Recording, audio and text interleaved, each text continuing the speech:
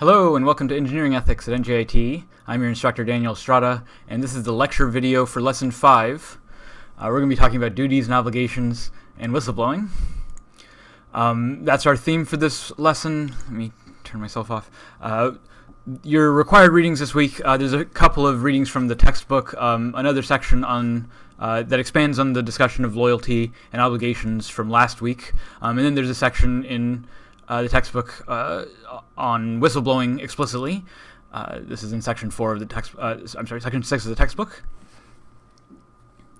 The other required readings for this week are a debate between Richard DeGeorge and Douglas Birch on the Pinto case. This is from a standard textbook on the Pinto, and DeGeorge and Birch disagree about the conditions under which an engineer has a responsibility to whistleblow, and in particular whether someone should have blown a whistle in the Ford Pinto case in particular. So now that we know a lot about that case, we can look at the arguments for and against whistleblowing for the engineers in Ford in particular.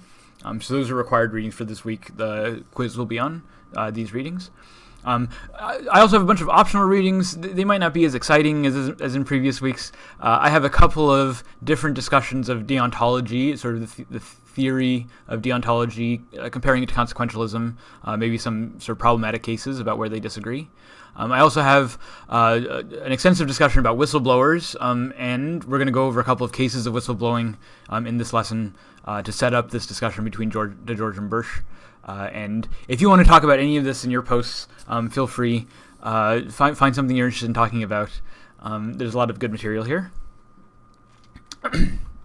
All right, so I'm going to go ahead and start with a discussion of deontology. Deontology is just a fancy word for duty ethics. Duty ethics, here there's a link to the Stanford Encyclopedia of Philosophy in the Wikipedia entry. So duty ethics is concerned with duties, with obligations, with permissions, with things like rights. Any appeal to principles or rules are going to be sort of deontological in character.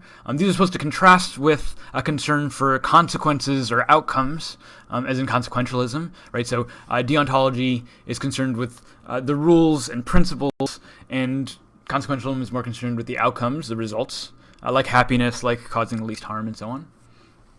You might have already had some deontological intuitions from just looking at the cases we've already talked about. For instance, you might be thinking like a deontologist if you responded to the trolley case, in the variation of the trolley case where your mom is on one track, and then there's 5 other people on the other track, and you might have reasoned, well, I could never kill my mom.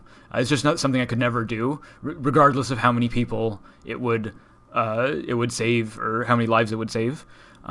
This might be just a principle for you. You might think that it's the kind of thing, like a sort of principle you could never violate, sort of a deep obligation that you have, and that obligation transcends any particular consequences. Right, so it's not just the consequences that matter, but maybe these deeper principles, maybe the special relationship you have with your parents. Another place where a deontological intuition might have arisen for you is in the discussion of Singer, where he makes an argument that we should be giving to charity. We should be giving a substantial portion of our income to charity, and that we should forego luxury goods for the sake of charity. You might have reacted, well, look, I earned that money, and so I earned the right to spend it how I want, even on luxury goods for myself. It doesn't matter if people are starving. What really matters is that I deserve, right? I put in the, I put in the time, I put in the effort, and so I deserve the fruits of my labor. And right, so and you might think that there's no ethical wrongdoing in indulging in the luxuries that I deserve, right? So if this is your kind of response to Singer, this is a kind of deontological response, right? Because it doesn't matter the results. What matters is the principle that you earned it, right? That you have the right to use it the way that you see fit, independent of who's harmed as a consequence or what other good you can do, right? So this is focus on the good, on the right as opposed to the good. Another place, just briefly, where this might have arisen, in the discussion of the tobacco industry, or in the discussion of gun rights, whether guns kill people, you might have had the reaction that regardless of the harms that these industries cause, that people have a right to They have a right to smoke. They have a right to bear arms, and they have a right to use these things as they choose. And sometimes that has harmful consequences, but that's just the cost of having freedoms. And sometimes people make bad decisions, and people should have the right to make those bad decisions. And it's not the place of government to infringe on people's right to make bad decisions, right? So even if tens of thousands of people are killed by guns every year, and even if hundreds of thousands of people are killed by tobacco-related illnesses every year, regardless of how many people are killed, what matters are these principles, like the right to choose, to make the choice, or the right to bear arms. Right? If you think these rights are more important than the consequences, right? This is a deontological intuition.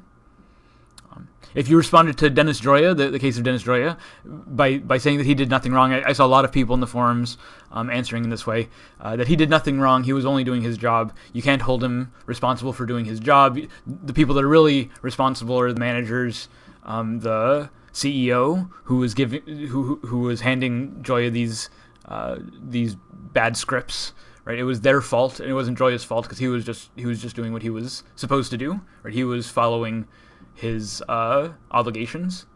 Right? This is a kind of deontological response. The consequentialist is going to say, well, what matters is how many people he harmed, not whether he was doing what he was told. If you can stop people from being harmed, then you should, by not doing what you're told, then you shouldn't do it. Right? Is a consequentialist. Right, so consequentialists and deontologists might have different sort of intuitions about these cases. So I just want to step back quickly and say that deontology is the second of the three ethical theories we're going to cover in this class. These aren't all of the ethical theories. These are just the three, maybe the three most popular, but the sort of standard ethical theories. We've already talked about consequentialism quite a lot, and on my schema, the way I'm doing this is that consequentialism is associated with the good, or consequentialists emphasize the good. Deontology, or deontologists, emphasize the right, and we're talking about that this week, deontology this week, right? So the right, these principles, these rules. Next week, we're going to talk about virtue ethics, and virtue ethics emphasizes the best, and we'll talk next week a little bit about how the best might be different from the good or the right. But before we dive too much into the differences, I want to underscore that these different ethical theories only differ in the reasons that they give, or sort of the emphasis that they place on different reasons when they give an evaluation of the case. But just because they emphasize different things doesn't mean that they substantively disagree on a lot of ethical issues. In particular, for most cases of ethics, the consequentialists, the deontologists, and the virtue ethics might all agree that certain outcomes are bad or good. They might all agree that certain choices were the wrong choice or the right choice. Right, so they might substantively agree on how they evaluate these cases. Where they differ is on the reasons they give and the different emphasis they place on different reasons. Right? They might even all recognize that the different views have legitimate reasons, but they might just rank these reasons differently. So in most cases, this will result in all of these views coming to the same conclusion. So you really shouldn't think of these as competing views, and you really shouldn't think of them as that you're in one camp or the other. These are really just different perspectives on ethical situations, different ways of emphasizing different properties of ethical situations. In some rare cases, these views will disagree, and we might talk about those cases at the end. The cases where they disagree also tend to get a lot of attention in the literature and in discussion, because that's where a lot of the interesting theory happens. But those disagreements are fairly rare, and they overemphasize how much these views are in competition. They're really not in competition. And in fact, in giving an ethical analysis, we should be using all of these theories simultaneously. We should be thinking in terms of consequentialism, deontology, virtue ethics, and other theories also, care theory, and so on. We're not talking about here. So we should use all these theories at the same time, and each of these perspectives can inform how we're giving an ethical analysis. So don't think that these are in competition. All right. The particular cases we're going to be looking at this week are whistleblowing cases.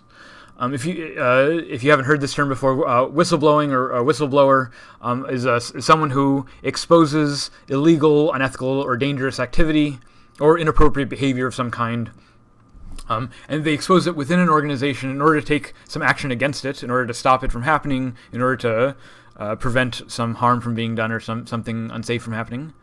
And typically the whistleblower exposes this unethical event outside of appropriate or approved organizational channels, right? So the characteristic of whistleblowing is that you're going outside of the approved channels. So you're not talking to your boss. Maybe you're going over your boss's head, or maybe you're going to the media or to the police or to a regulator, right? Somewhere outside of the approved channels within an organization. So usually an organization will have some approved grievance process. Maybe you tell your boss if there's an issue, and then maybe their boss has some decision procedure or some script for how to deal with potential issues. And in most circumstances, you should use these approved channels when appropriate, but there's some circumstances, maybe rare circumstances, but that do happen where going through these approved channels either won't fix the problem or will somehow make the problem worse, or otherwise someone feels that these approved channels won't deal with the unethical situation, and so that there's some need to go outside of these approved channels. So the textbook talks a little bit about what exactly a whistleblower is. It gives some constraints that the information is intentionally conveyed, so you can't accidentally whistleblow. You have to explicitly whistleblow, and if you're a whistleblower expecting whistleblower protections, you have to explicitly demand those protections, right? So this isn't something that can accidentally happen. Whistleblowing also pertains to important ethical problems within an organization. These aren't just sort of management problems that might, make the organization underperform. The fact that an organization is performing poorly might not be a ethical issue per se. It might just be a poorly performing organization. And so maybe talking about that isn't exactly a case of whistleblowing.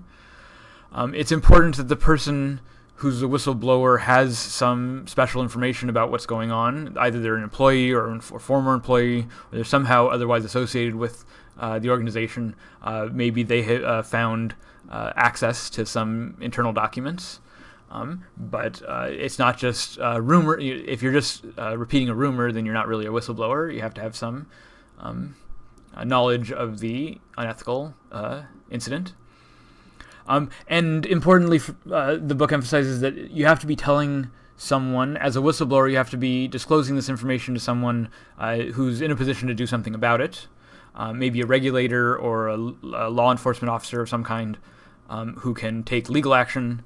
Maybe you're exposing things to the media so that they can make the issue public, and so there can be media attention and public pressure to change the event if you don't think the legal pathways are the appropriate pathways.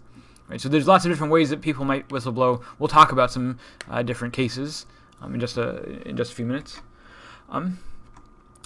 So I should emphasize that whistleblowing is discussed here in the context of deontology because it really has to do with following the rules, following orders. Last week we talked about the Nuremberg defense, that you're just following orders. And the discussion last week sort of turned around the idea that sometimes you shouldn't follow orders, sometimes we might be disposed to follow orders, sort of psychologically disposed to follow orders in order to conform to the group, when in fact we shouldn't, for ethical reasons, follow those orders. So last week we talked about conformity. This week we're really talking about what to do when you want to break those rules and why you might want to break those rules. It's often the case that a whistleblower is breaking some rules or some principles in order to maintain other principles. Right? For instance, they might be breaking a contract that they've signed, a non-disclosure agreement, for instance, in order to make the public aware of some important safety issue. Right, so breaking some rules in order to salvage other principles. These are the kind of cases that deontological reasoning is useful for. Right, which principles take precedence over others? Are you willing to do what's right? Maybe to start this discussion, I want to link whistleblowing to a kind of civil disobedience. Right, so if you're going outside of the established channels, the approved channels, for addressing a grievance. This is a kind of disobedience, And there's a long political history of civil disobedience, of deliberately breaking the law. So I have some pictures up here of the sit-ins in Georgia at lunch counters that were prohibited from black people from using in segregated towns. And in order to protest these laws, protesters would sit at these lunch counters illegally, and this got people arrested. This got them attacked. You can see some attacks here in the top right corner of people sitting in on lunch counters because they're activists, right? And people don't want these rules, these racist rules. They don't want them overturned. They want to maintain the racist segregation situation, so they're attacking the protesters.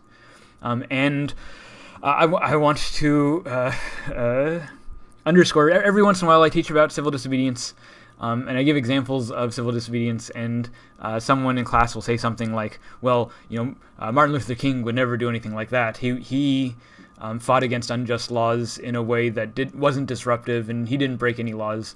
And it's surprising sometimes how unaware people are of history.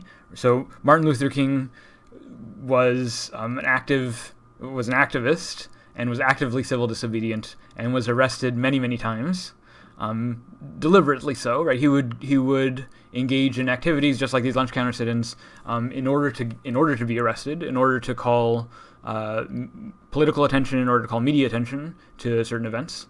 So Rosa Parks, her refusing to move on the bus, that was a planned event where she was expecting to get arrested, and she was arrested. Right. So this is a civil disobedience. These are people who are breaking the law for the sake of some higher principle. When Martin Luther King was arrested in Birmingham, he writes the famous letter from Birmingham jail, where he says a lot of very inspiring things, but on this topic of civil disobedience, he says, one not only has a legal but a moral responsibility to obey just laws, but conversely, one has a moral responsibility to disobey unjust laws. I would agree with St. Augustine that an unjust law is no law at all.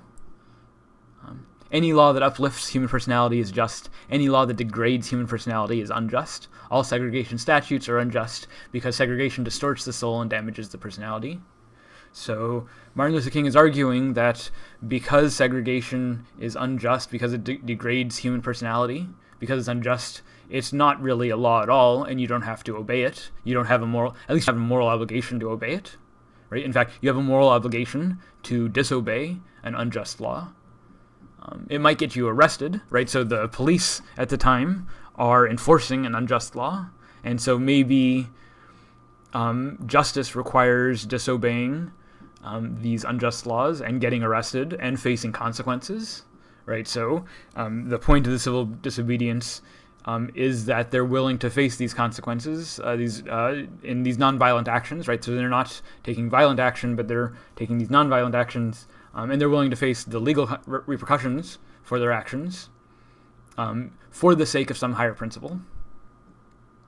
Right? They took the bridge in Selma. I sometimes show this video from a few years ago in Oakland. This is the Black Lives Matter protests. Protesting police brutality, and one of the things that they did fairly regularly is take the highway. So here they are on the march, and then they walk right onto an active highway. This is around 5 o'clock, rush hour traffic.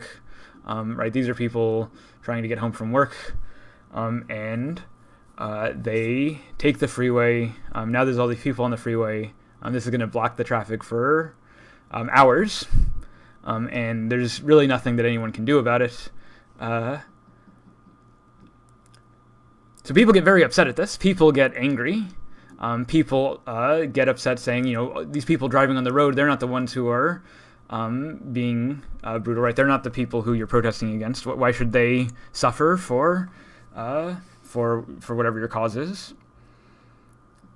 And the response to that is, well, people are being shot in the streets by police unjustly, right? People are being executed without fair trials in the streets for the crime of being black, right? For the crime of having dark skin, and that's not fair. That's not justice. and that's people's lives being lost. And if in a democracy we, the people, have to do something about this in order to prevent it from happening, and this is how we get the attention of people so that we know, right? If you want to get the attention of people, and especially not just the people, but of the news media, this will get people's attention, right? This will get people, it'll get people upset, and they should be upset because there's upsetting things going on, right? And this is how we attract attention to these upsetting things. And you might think that this is inappropriate, but again, this has a long history. These kinds of acts of civil disobedience, these kinds of acts of dramatic civil disruption in order to call attention to an unjust law, to an unjust situation. Right, this has a long history, and we venerate Martin Luther King now. We celebrate him. We remember him as a great leader, a great protector of human rights, and it's exactly from his playbook to shut down a freeway in this manner. Right, it's exactly the kind of thing that he would advocate. This kind of civil disobedience. But this is sort of political theory. We're in an engineering ethics class, so I want to make sure that you recognize that this isn't just sort of leftist. This is right out of the NSV Code of Ethics. Before we start, deontology is found throughout the NSP Code of Ethics, and when we go through the Code of Ethics in Lesson 7, we'll see this in more detail. But right from the beginning, these fundamental canons, which we've already, it says engineers in the fulfillment of their professional duties shall, and these are rules, right? These are principles that the engineers ought to keep. The very idea of a canon is that these are sort of ground rules, grounding principles to avoid deceptive acts. Any sort of thou shalt is a deontological principle, right? So this framework of deontology is baked in to the fundamental canons. We'll see also that you're going to find consequentialism and virtue ethics sort of throughout the fundamental canons also. So it's not a purely deontological document. But it does advocate explicitly for whistleblowing in several cases, in several places in the Code of Ethics. So here in Section 2, Part 1, where they're expanding on this idea that engineers shall hold paramount the safety, health, and welfare of the public, they say explicitly that if the engineer's judgment is overruled, under circumstances that endanger life or property, they shall notify their employer or client and such other authority as may be appropriate, right? And here, such other authorities may be appropriate in order to protect the health, safety, and welfare of the public, and not as bound by your contractual obligations. In fact, the idea here, and other authorities may be appropriate, implicitly suggests that you might have to go around your employer and client obligations in order to protect health, safety, and welfare of the public. Here on the bottom, 1F, that engineers having knowledge of any alleged violation of this code shall report thereon to an appropriate professional body and, when relevant, also to public authorities, and to cooperate with the public authorities in furnishing such information or assistance as may be required. Right? This is an explicit requirement in the Code of Ethics that you make any alleged violation of the code known to professional authorities. Again, even if it's your boss doing it, right? Just because it's your boss doing it, just because you're contractually obligated to your boss, maybe to not say things about what you're doing. If what you're doing puts the health, safety, and welfare of the public in danger, or is otherwise a violation of the ethical code, then you have an obligation as an engineer. You have an ethical obligation to make this, to report it, to make it known to the required bodies. Later on in the Code of Ethics, this is part 2 of one of the later sections. I should have put the reference here. But it says explicitly that engineers shall not complete, sign, and or seal plans and or specifications that are not in conformity with applicable engineering standards. If the client or insists on such unprofessional conduct, they shall notify the proper authorities and withdraw from service on the project. So the Code of Ethics is explicit that if you are being asked to do something that you know to be unprofessional, unethical, or otherwise in violation of the engineering standards, the relevant laws, or this Code of Ethics, then you have an obligation not just to notify authorities, but also to withdraw further service from the project, that you have to step down from the project if you know it to be unethical. And that means that you have to give up a job, or that you have to give up a job, that you have an ethical obligation to give up a paycheck if you know you're being required to do something that you know to be unethical or otherwise against professional standards. And that's a hard decision to make. Right, so the NSP Code of Ethics is telling you that you have an ethical obligation to represent, to act on situations that you believe represent a threat to public health, safety, and welfare, that you have an obligation to do something about it, even when it goes against the corporate script, even when it violates the terms of your contract, or threatens your business or employment status, even when it threatens your job, even when it would be inconvenient or disruptive to do so. Right? This is the point of civil disobedience. This is the point of, in some sense, this is the point of ethics generally, that you have some obligation to do things even when it's inconvenient of you to do them. Right? You don't have to always do what's in your own interest or what's best for you, because sometimes you have ethical obligations that are more important than just what's good for you, and might require that you make some kind of sacrifice in order to do what's the right thing, or in order to do what's best, in order to do the good thing. I want to emphasize again that if you want to take actions as a whistleblower, you have to explicitly assert your rights as a whistleblower, and that means that you have to do this deliberately. This is not something you can sort of accidentally stumble into. And so here in the fifth week, we're getting to some very central questions in ethics, much deeper than the trolley problem. The questions are, it's not just, can you tell what the right thing to do is, right? Do you know what the right thing to do is? In most of the situations that you face, you'll know what the right thing to do is.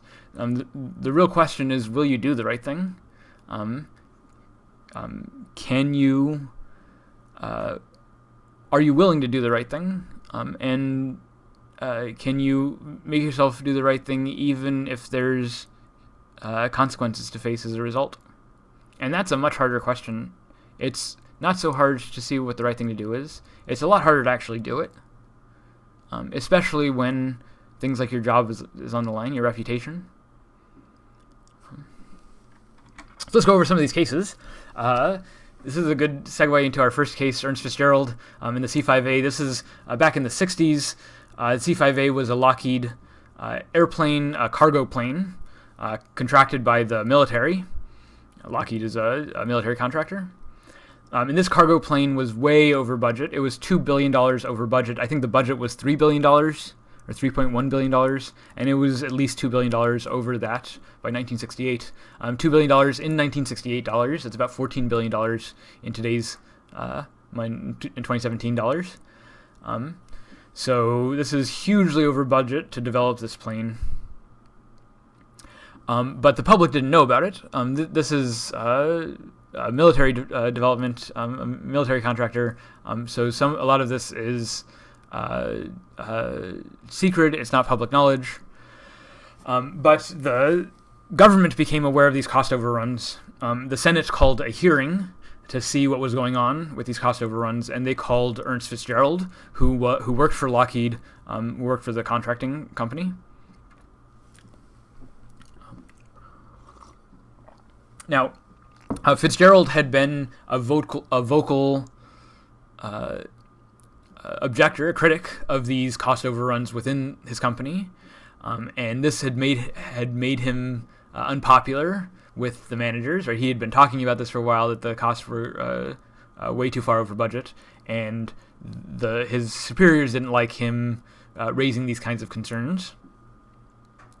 But when the Senate calls this hearing, they call Fitzgerald to the stand under oath before the Senate.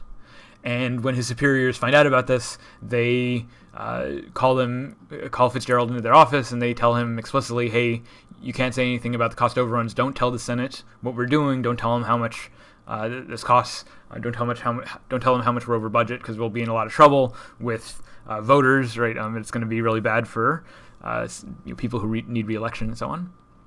So Fitzgerald was told explicitly to lie to the Senate under oath, but he goes under oath and tells the truth. He tells the Senate everything that's going on, that they're way over budget, how much over budget they are. He spills all the details. Of course, the Senate gets upset. There's a big public controversy, but Fitzgerald himself is retaliated against severely. So he's stripped of his duties. He's reassigned to bogus missions in far corners of the earth. He's demoted, and he's restricted from certain kinds of access that he used to have. He's accused of revealing classified information, which he did not do. The testimony was all within legal bounds. He was, in fact, legally obligated to say what he said. But he was accused of having revealed classified information, and so in some sense of being a traitor. And this went all the way to the top. Apparently Nixon singled him out explicitly and said, get rid of that son of a bitch. So Fitzgerald was retaliated against. He lost his job. He faced personal consequences for telling the truth under oath to the Senate. Now, Fitzgerald, it's a great story because he fought this. He spent 4 years in lawsuits and litigations, spent $1 million of his own personal money in order to fight this in court. And he won these legal battles. In fact, he won the right for his position to be reinstated, so that it was recognized that he was fired unjustly. And he had already... I'm actually not sure. You might want to look up what happens to Fitzgerald after this. I'm not sure if he continues working there, or if it was just a sort of the moral victory of having won his position back. But it wasn't just a personal victory for Fitzgerald. These legal battles helped set the framework for what became the Civil Reform Act in 1978, and eventually the Whistleblower Protection Act in 1989. 1978 and 1989. The Whistleblower Protection Act protects federal employees and contractors for federal employees, people who are doing work for the federal government. The Whistleblower Protection Act protects federal employees from retaliation of exactly the sort that Fitzgerald faced. So this kind of retaliation is illegal. You can't do it. If there's signs of doing it, it's a violation of the Whistleblower Protection Act. And there are certain procedures in place, guidelines in place for what to do in case of whistleblowers. Certain key positions in government are obligated to act on whistleblower information, both anonymous whistleblower information and whistleblower information that they know of explicitly. And there's these restrictions on retaliating in any way against these kinds of whistleblowers. Now, I'll make perfectly clear that the Whistleblower Protection Act protects federal employees. There's protections for contractors to the federal government. There are some protections for various state governments. And there's also protections for military employees of various kinds.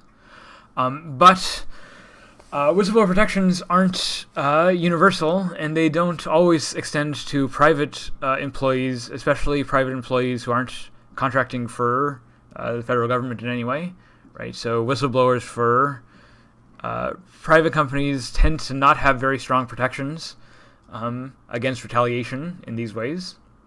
And this can make for legal hassles, legal headaches for people who engage in whistleblowing.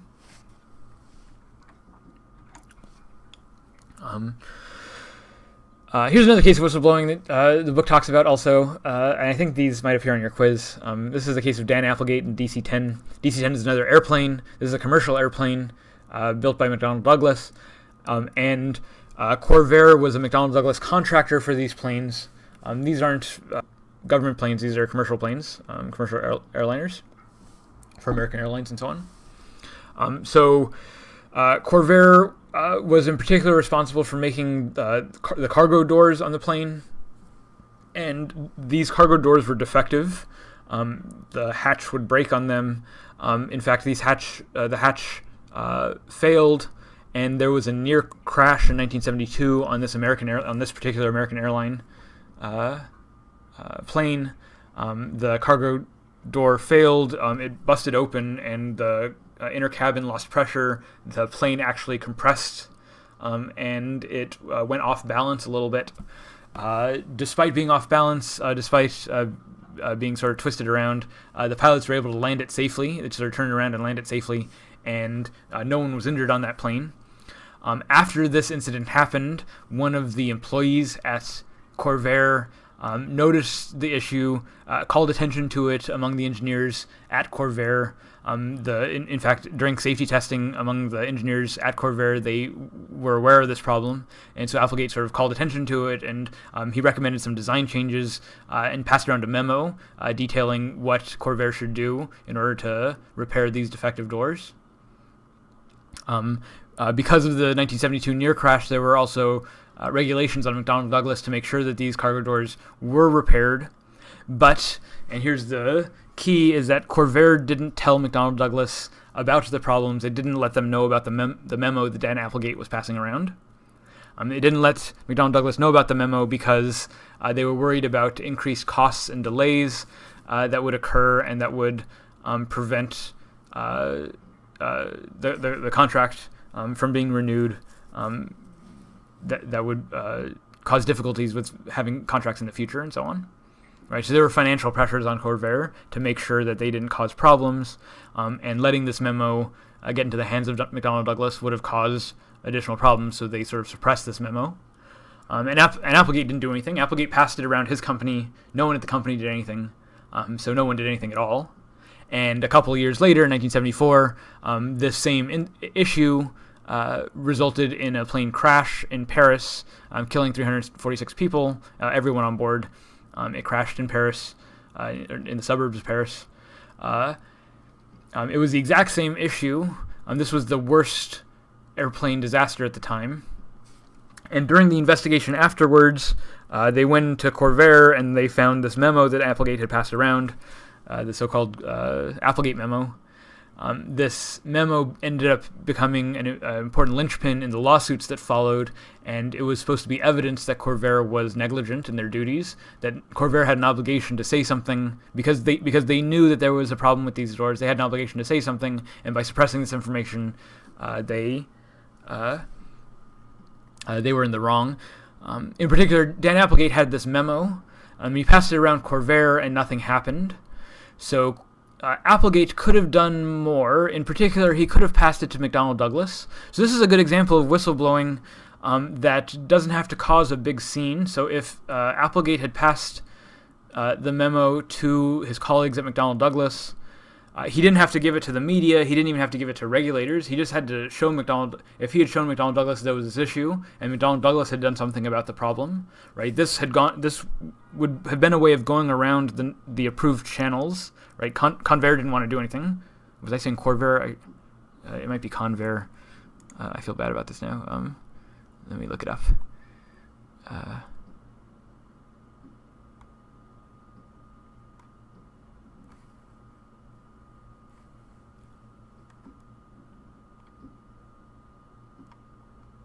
Convair. Yeah, so this is Convair. Oops. So Convair, not Corvair. Applegate passed the memo around Convair. He exhausted the approved channels within his organization, but that's all he did, and he didn't do anything more. And the argument made afterwards during these lawsuits was that Applegate and the rest of Convair had an obligation to do something more. They had an obligation to let McDonnell Douglas know, even if it would have made problems with their contract. So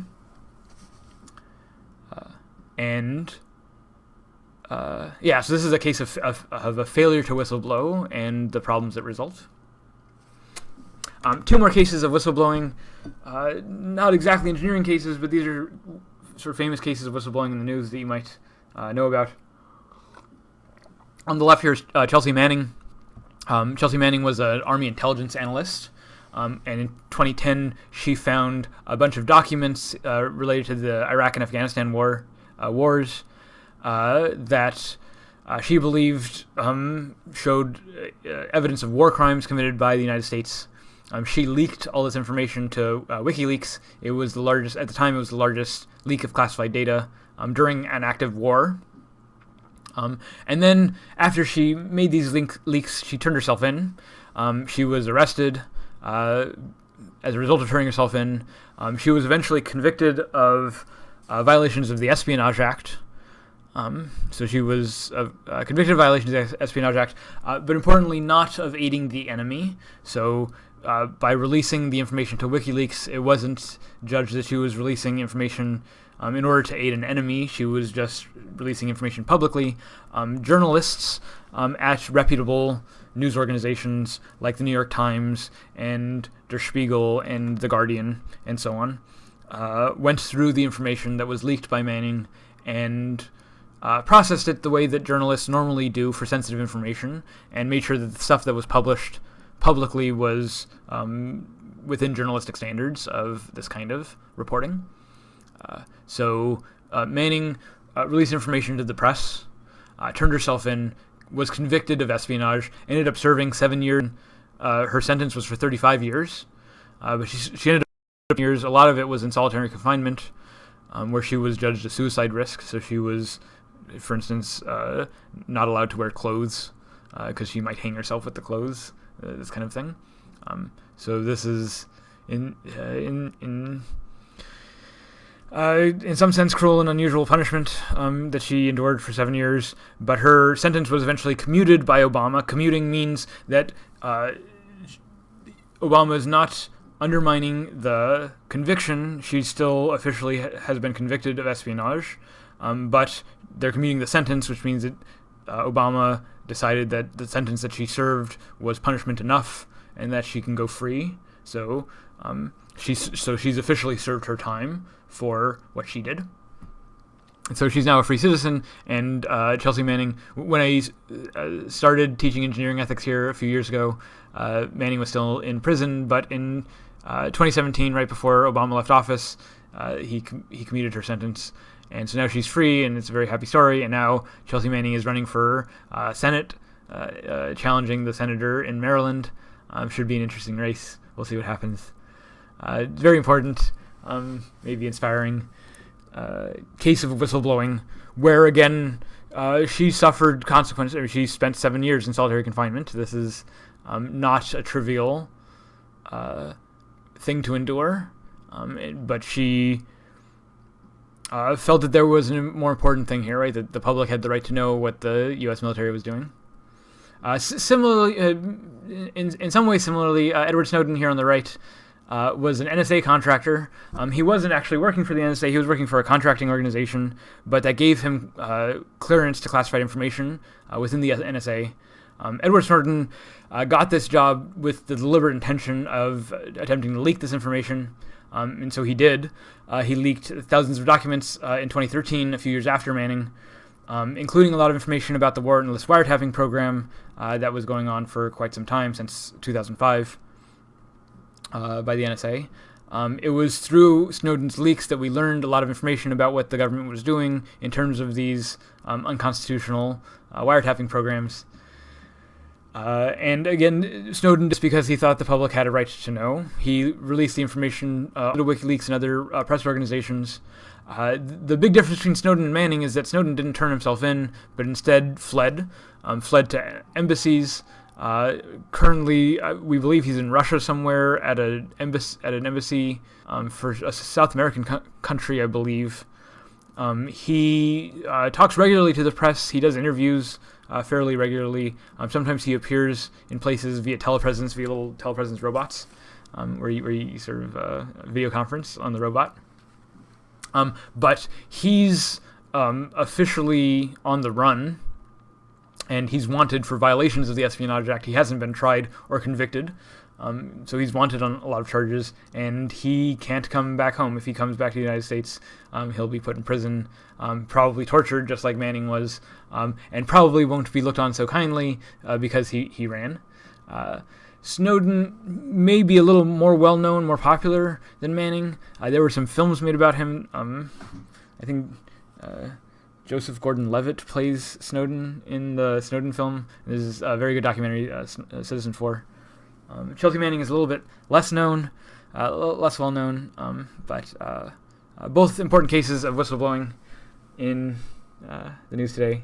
If you want to talk about any of these cases, there's also in the in the slides, I have a link to a list of whistleblowers throughout history from hundreds of years ago. So go through the list of whistleblowers, see if you find something inspiring, something maybe relevant to your own career path, something you want to talk about. Whether you think these people did the right thing, whether you think you could do what they did yourself. The textbook, when it's talking about whistleblowing, it offers a list of common sense procedures, sort of in line with the discussion we've had already about conflict resolution and so on from the last lesson. So the book says things like, always first try working through normal organizational channels. You don't want to go outside these approved channels unless you have to, unless there's a really good reason to. Sometimes there are good reasons to, but if there's not a good reason to go outside the approved channels, try working with the organization as much as possible. You sort of have a professional obligation, this agency loyalty, to act in good faith with the organization as much as you can. When things go poorly, the book recommends strongly that you be prompt in expressing your objections, that you don't just sort of sit on objections and wait until sort of let them fester, but that you say something as soon as you can. When you say things, be tactful, be low-key, don't be hyperbolic. Try to be considerate of the feelings of others, try to be considerate of the perspectives of others, these different competing interests that different professional roles might have. Make sure that you understand, why your manager has the different maybe priorities than you as an engineer have. That doesn't mean that your manager is right, but at least understand what's going on in these conflicts. Understand that everyone's there to try to do a job, and so be as respectful as you can. Just as last time, try to avoid personal criticism that attacks people themselves, that attacks people individually. It's very tempting to want to attack people individually, especially because sometimes it might actually be a person's fault. But attacking people personally, bringing people's egos into the conflict, makes conflicts messier and more difficult to resolve. If you keep the focus on the conflicts themselves, on the issues at stake, on the interests at stake, and the interests that everyone has at stake, that helps keep egos out of it. It helps keep people sort of on even keel as much as possible. When possible, inform your superiors of your actions. Work with the system as much as you can. Be accurate in your claims. The book recommends keeping formal records, documenting things that happen, especially if there's something uncomfortable going on, start keeping records of what you see, what uncomfortable things are happening. Keeping records helps you avoid isolation. Talking to your peers, especially peers that you trust, especially peers that will also be considerate of the complications involved. This can also help. Talking to other managers, maybe going over your manager's head is a way of blowing a whistle of normal organizational channels. If you think it's necessary, consult a professional ethics committee. Also consult a lawyer. I should make clear that I am not a lawyer. I don't have legal expertise, so legal recommendations that I'm giving you, these are sort of professional ethicist recommendations that I'm giving you. I want to emphasize this idea of keeping formal records. Part of the virtue of keeping formal records is both to help your memory.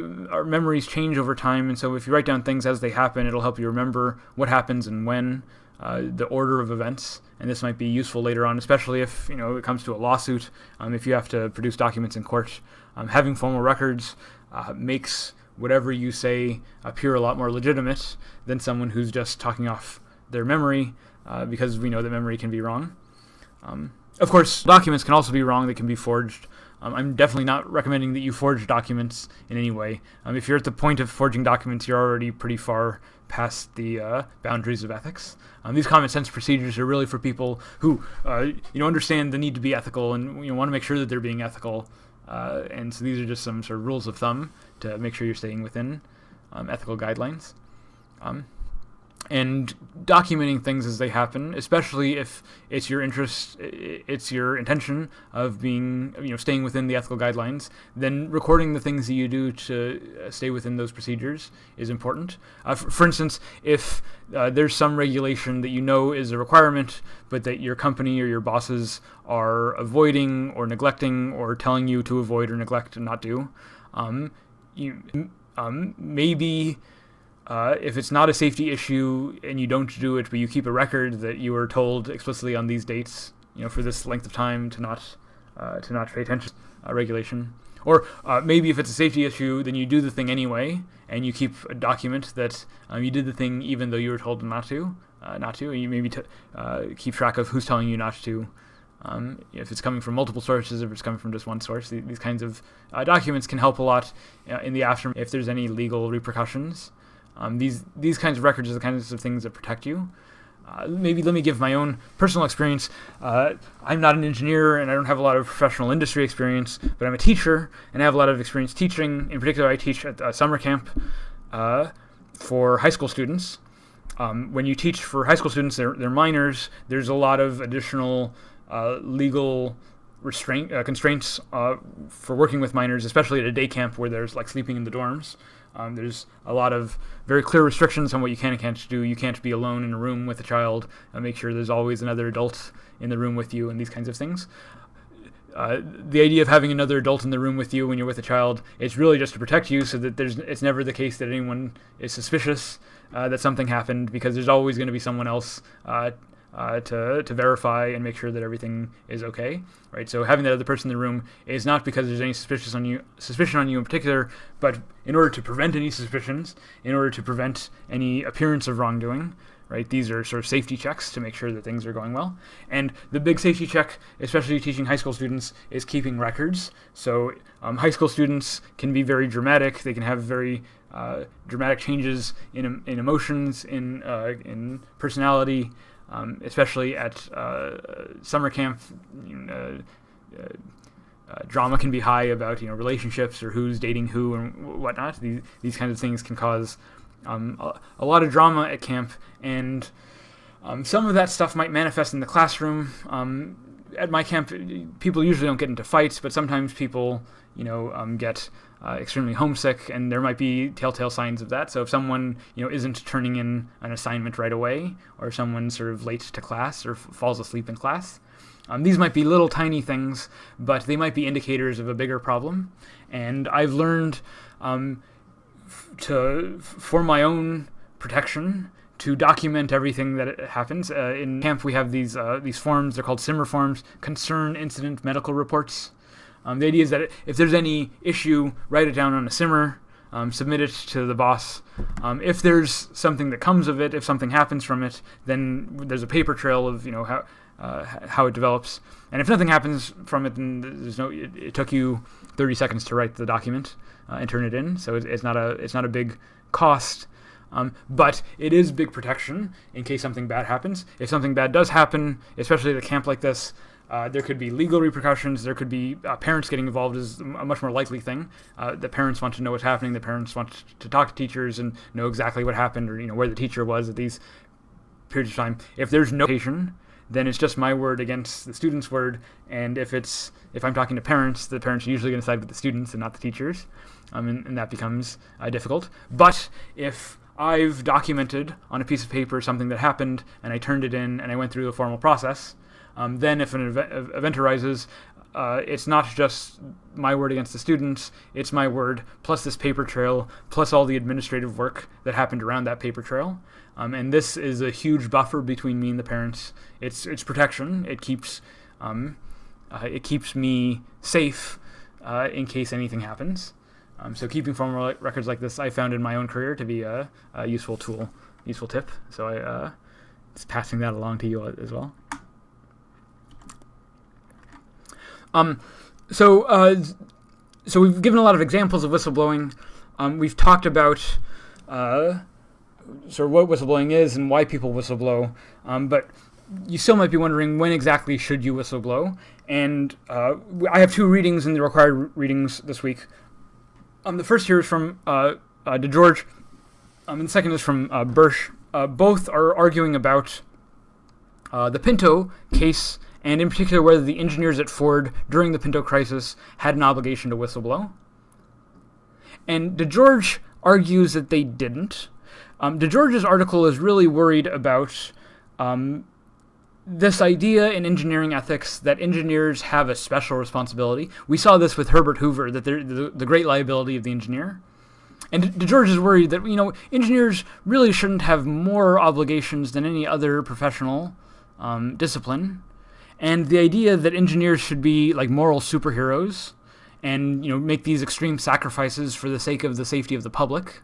DeGeorge, he wants to make clear that engineers have an obligation to safety. Engineers have an obligation to speak up if they know that there's something going on that's unsafe. But their obligations really only go so far, and the engineers don't have a special obligation to put their own careers at risk in order to ensure the safety of the public. So this is a long quote. I'm not going to read the whole thing. You can read the article for yourself. But just at the end, engineers in large firms have an ethical responsibility to do their jobs the best they can, to report their observations about safety and improvement of safety to management. DeGeorge says, but they do not have an obligation to insist that their perceptions or that their standards are accepted. They're not paid to do that. They're not expected to do that. And they have no moral or ethical obligation to do that. Right? So if you write the memo like Dan Applegate did, or like Bob Lund, Bob Ebling, but like Bob Ebling did. Right? He wrote the help memo. Dan Applegate wrote the Convair Applegate memo. If you write the memo, if you pass it around your management, and they decide to do nothing about it, DeGeorge wants to say, then you've done everything that you can reasonably be expected to do. Right? You've satisfied your obligations.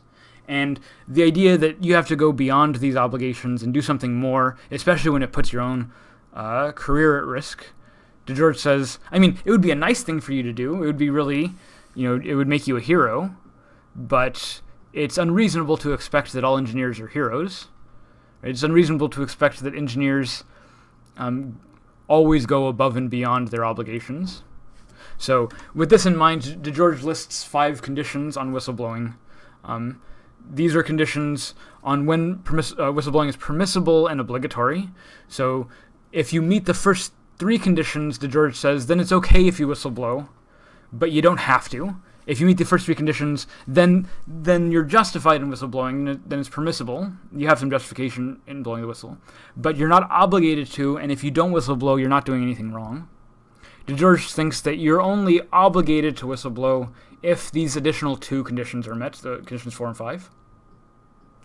So let me read the conditions. Condition 1, DeGeorge says, if the harm done by the product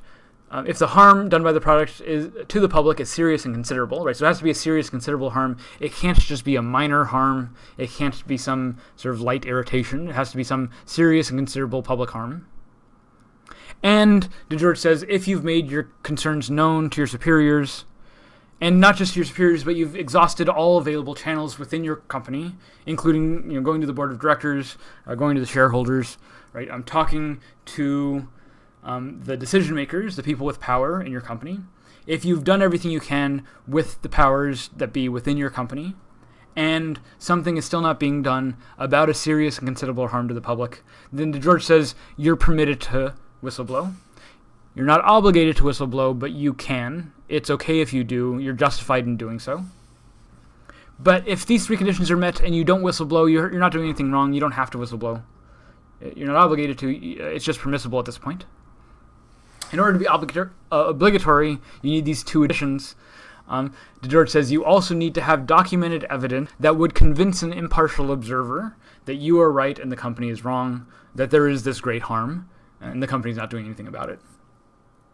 Right? So it's not enough that you know that there's this harm being done. It's not enough that the harm is considerable.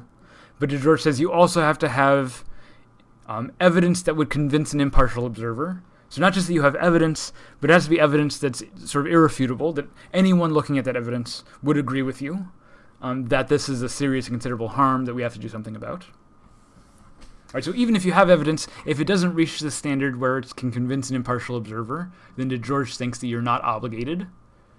And again, what George is worried about is, okay, so say you have some evidence, but it's not, convincing, it's not a slam dunk argument. If you go public with it, then maybe you've put yourself at risk, maybe you've put the company's reputation at risk, but maybe nothing's done about it anyway because no one is really convinced by the evidence that you've presented. Right? And so you shouldn't be obligated unless you know, George thinks, unless you know that you can convince an impartial observer. And beyond that, not just that you convince the impartial observer, but you also have to know that once that impartial observer is convinced that they'll do something about it, that will substantively prevent the harm that's being done. Right, so maybe you have enough evidence to convince a journalist to publish an article about it, but maybe you publish that article and then nothing's done about it and the harm still occurs. Then DeGeorge says, well, if that's going to happen, then you're not really obligated to go public with it in the first place. Right? If nothing's going to be done about it, then why put yourself at risk? Why put your company's reputation at risk? Then you don't have an obligation to whistleblow. You can. Even if you don't meet these conditions, you can whistleblow. You're not doing anything wrong by whistleblowing. You're justified in whistleblowing. But you're not obligated to. It's not a requirement. It's not a duty that you have as an engineer, DeGeorge thinks. Right? Because if we obligate you to go public with information or to whistleblow on information where you don't know that it's convincing and you don't know anything's going to be done about it, then we're asking too much of you, DeGeorge thinks. We're asking more than it's reasonable to ask of you. So that's DeGeorge's view. The contrary view is given by Birch. This is again in reference to the Ford Pinto case. And Douglas Birch is really concerned with DeGeorge's conditions. In particular, Douglas Birch thinks that these last two conditions are just too extreme. They're so extreme that an engineer is probably never going to be in a position to meet these conditions. And if the engineer is never in a position to meet these conditions, then on DeGeorge's view, engineer is never in a position to be obligated to whistle. And Douglas Birch thinks that this isn't right, that this isn't the right result. Birch thinks that the barrier for whistleblowing ought to be very low, and that people should be encouraged to whistleblow, they should be protected when they whistleblow. And they shouldn't need to meet really high constraints, especially when the health and safety of the public is on the line. These are precisely the conditions where we want, as much information as possible. So if an engineer suspects that there's a harm that might be done to the public and has exhausted as many internal resources as they can, but still thinks that there's a harm, maybe going to the media is a good idea, even if you're not certain that the media is going to be convinced. Even if you're not certain that anything's going to be done about it. I mean, because really, how do you know that something's going to be done about it? Right? How can you predict that the evidence is going to be convincing to an impartial observer? How can you predict that the evidence is going to,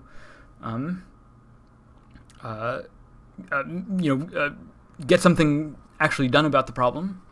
Right? Maybe you go to the media and nothing's done about the problem, but you don't really know that in advance. It's really too much to expect that you know this in advance. But if that's one of the criteria for DeGeorge's conditions on whistleblowing, then Douglas Birch says, well, then we'll never be in a position to whistleblow in the first place. And that's not right. Sometimes you should whistleblow. So Douglas Birch thinks that you should whistleblow whenever you think the harm to the public is considerable enough.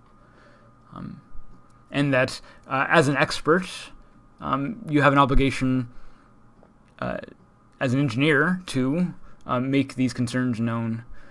Even when they might be disruptive, even when they might harm your reputation or the reputation of your company.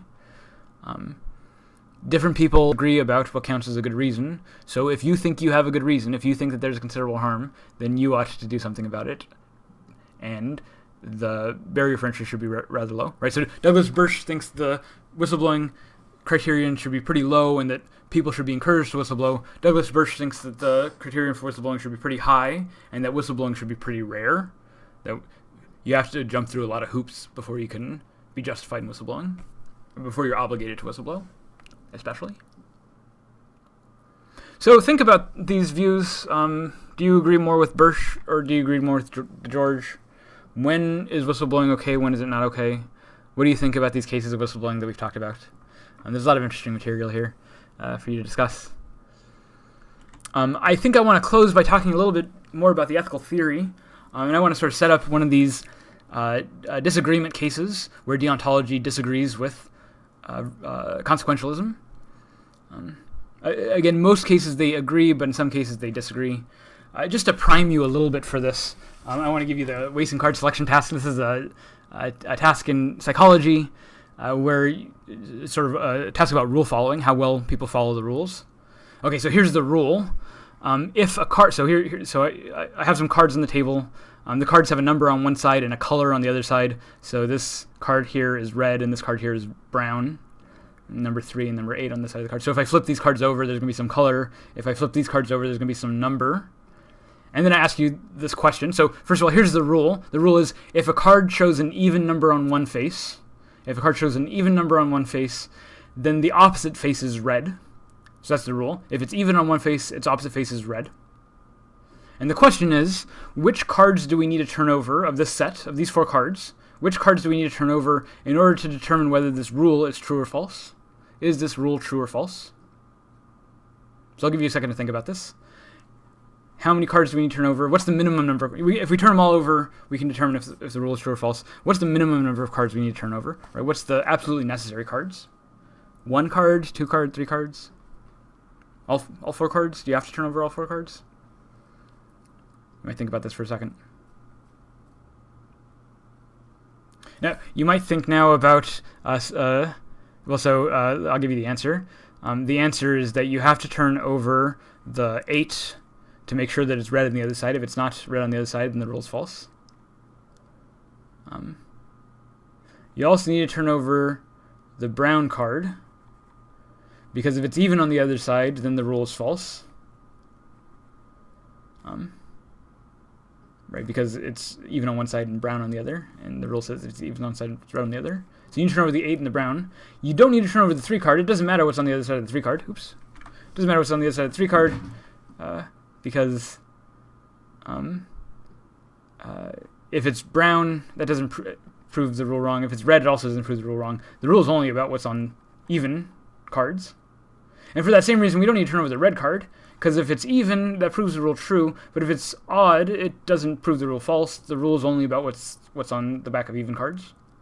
Right, so you only need to turn over the 8 and the brown card. Hopefully you saw that. Hopefully you figured that out on your own. This is a variation of the wasting card selection task. Actually, let me pull it up here. The variation of the task is this. Same idea. Numbers on one side, something on the other side, except this case it's ages on one side. These are the age of people, and these are the beverages that they're drinking. You're the bouncer at the club. Here are the ages of the people. Here are the beverages they're drinking. And you want to make sure that everyone is following the law. They're not drinking alcohol inappropriately. You have to check. Well, of course, this should be pretty easy. You have to check 16-year-olds to make sure they're not drinking beer. Doesn't matter what the 25-year-old is drinking. They can drink whatever they want. It doesn't matter how old the person drinking soda is. But you need to make sure the person beer is over 21. With a 21-year-old, you need to check. You need to check the beer drinker. You need to check the 16-year-old. The other two doesn't matter. Now, hopefully, you saw that one right away. But the point here is that this original problem is the exact same problem logically. Right? Logically, which cards do you turn over is the same problem as whose cards do you check in the club. And the setup of the problem is the same, but we're doing this when thinking about permissions and obligations. We're a lot better than doing this about thinking about what you're permitted to do, what you're obligated to do, and vice versa. It's a lot harder when it's about sort of pure logic. The point here is that humans are disposed to think about rules, not just about consequences. We're disposed to think about permissions and obligations, what you're permitted to do, what you're not permitted to do, what was a violation of a rule. Right? We think about these things very quickly. We have special modules in the brain for thinking about these things. So this idea of permission and obligation, Immanuel Kant, there he is the theory, is the guy who is maybe most associated with deontological theory.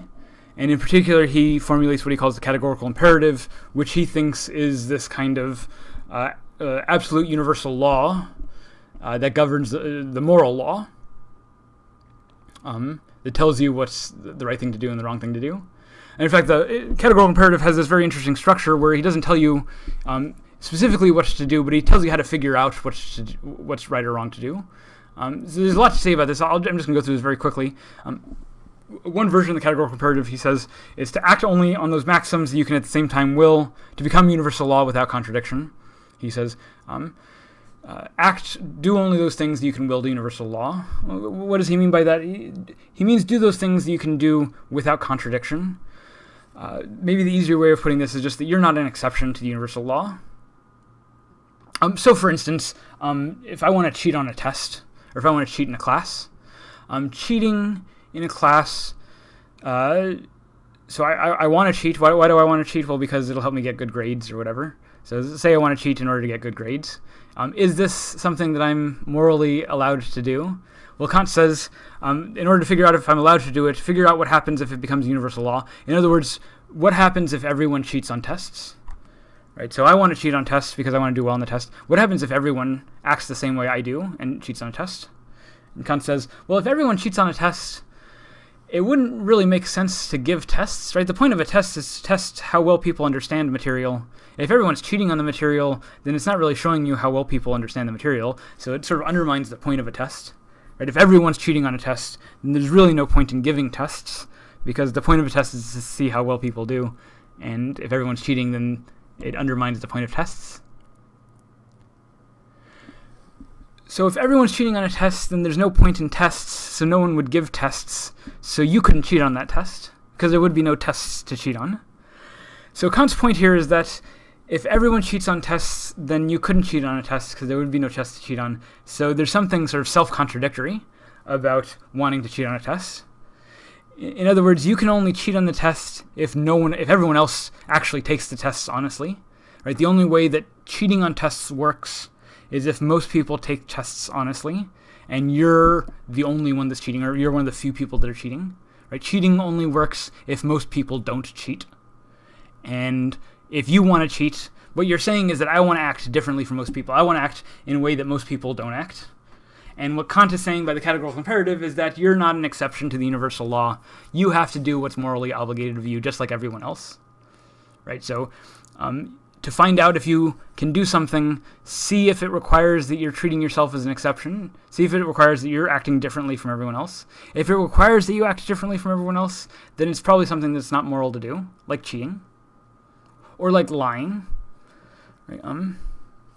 If I promise to pay back a loan, and someone comes to collect that loan, and I say, I didn't really mean to pay you back. Right? So I lied about paying back this loan. I broke a promise. What happens if everyone breaks promises? Well, if everyone breaks promises, then no one would give loans out in the first place. Right? And I wouldn't be able to take out that loan in the first place. Right? My capacity to not pay back this loan rests on the fact that most people do pay back their loans. Right? So if I don't want to pay back my loan, I want to treat myself as an exception to the law. And Kant says, you're not an exception to the law. You cannot exempt yourself from the same moral law that governs everyone else. This is nice because it doesn't tell you explicitly what you can and can't do. It lets you figure it out for yourself by comparing it against its universal. So this is Kant's clever little trick. And he talks about this in a couple of different ways. He says there's a second formulation of this law. He says another way of saying the same thing is to treat humanity in your own self or in the self of any other, never merely as a means to an end, but always also as an end in itself. Never merely as a means to an end, right? So don't just use people for your own purposes, but rather people have their own purposes also, and that respect for humanity requires respecting that other people have their own projects that they're engaged in, right? So don't treat other people as tools for your own ends. Treat people as ends in themselves, right? When I take a cab to the airport, in some sense, I'm using the cab driver to get me to the airport. In some sense, also, the cab driver is using me, right? I'm paying his wages. That's how he earns a living, right? So in some sense, we're using each other.